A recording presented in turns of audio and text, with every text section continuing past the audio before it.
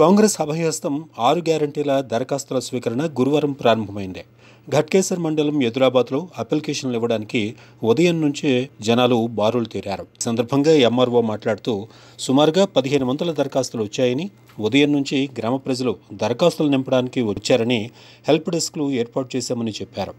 ఈ ఫారంలో వివరాలు నింపడంతో పాటుగా ration card, Aadhaar card xerox జత చేయాలని అధికారులు ప్రజలకు సూచించారు. ఘట్కేసర్ మున్సిపాలిటీలో కూడా ప్రజలు దరఖాస్తుల కోసం ఉదయం నుంచి బారులు తీరారు.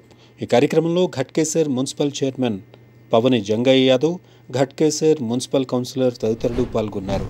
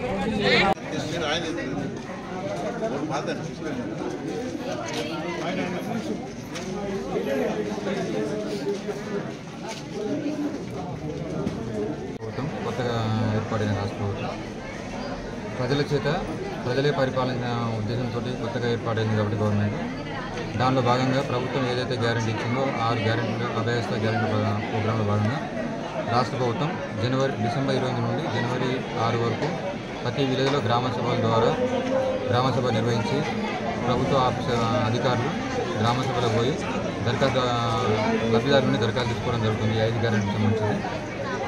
దానిలో భాగంగా ఈరోజు ఎదురాబాద్లో ఏర్పాటు చేయడం జరిగింది. అదేవిధంగా మండలంలో వేరే విలేజ్ అయిన కాచివాణి సింగంలో కూడా ఏర్పాటు చేయడం జరిగింది. మొత్తం 11 విలేజ్లు అయితే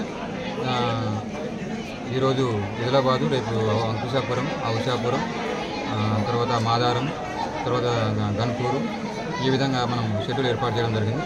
కాబట్టి మండలంలో ఉన్న ప్రజలందరికీ ముఖ్య గమనిక ఏంటంటే ఈ రోజు నుంచి డిసెంబర్ 20 నుండి జనవరి 6 వరకు దరఖాస్తు తీసుకుంటాం.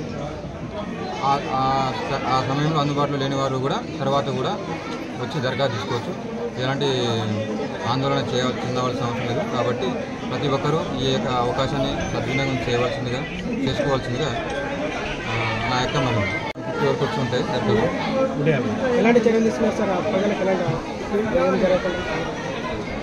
కౌంటర్లు ఇప్పుడు మనకు ఇబ్బంది కలగకుండా కౌంటర్లు ఏర్పాటు చేయడం జరిగింది. ఇప్పుడు హైదరాబాద్లో దగ్గర 20 కౌంటర్లు ఏర్పాటు చేస్తుంది. లైన్లో ఇబ్బంది లేకుండా కూడా దాన్ని ఏర్పాటు చేస్తుంది. ప్రజల నుంచి స్పందన మంచి స్పందన ఉంది.